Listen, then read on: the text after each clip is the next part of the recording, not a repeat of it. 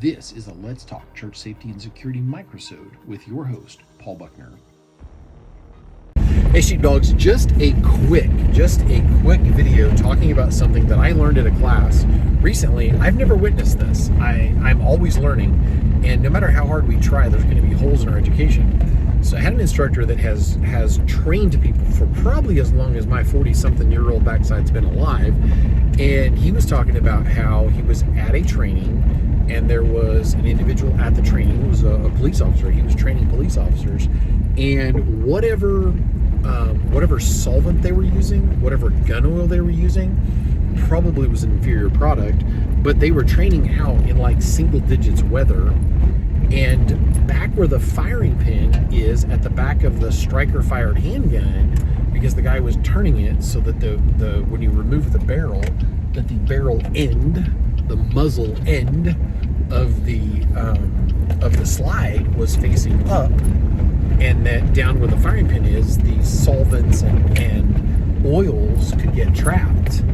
On the range, the man drew his weapon and it went click. And the instructor, who had seen this before, now you have to understand, I'm from the Midwest.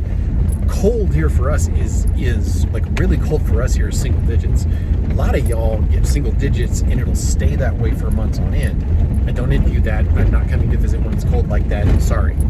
And sorry, not sorry. And so they were doing a training in a very cold environment, and the instructor took the weapon apart. I'm not sure the story if he actually took the weapon apart or not, but he was blowing into the back of this striker fired handgun, and the guy's like, "What are you doing?" And he blew 2 or 3 rescue breathing breaths into the back of this firearm, warmed it up enough that it went bang. Had the guy take it over and lay it down for a bit, and it froze again. And so turning the barrel down. Now, most of us are not going to be in an environment where our gun's not going to go bang because it's 4 degrees outside. But it's something to think about when you're cleaning it. When you're cleaning it, take it so that the firing pin end is up and you drain it out. We don't need to be baptizing our Glock or whatever in the name of the Father and the Son and 10 pounds of motor oil.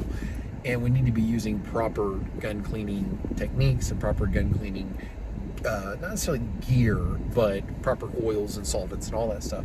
But it was really kind of one of those things that made me go, there's little things we can do to ourselves. If you wear gloves in a cold weather environment and you've never tried to shoot with those gloves, your slide could actually get caught on your glove and cause a stovepipe, a failure to eject, or any number of other malfunctions that could cause you major problems. So may the Lord bless you and keep you. May his face shine upon you. Remember, it's got to be practical over tactical. It's got to be practical over tactical. I don't know what tactical is, and it's what railroad police do, is that they're tactical and they shoot off their trains. I don't know. It's got to be practical over tactical. It's got to be training before toys, and use proper gun cleaning techniques and solvents. God bless. If you enjoyed this microsode, check out the video and audio versions of the Let's Talk Church Safety and Security podcast.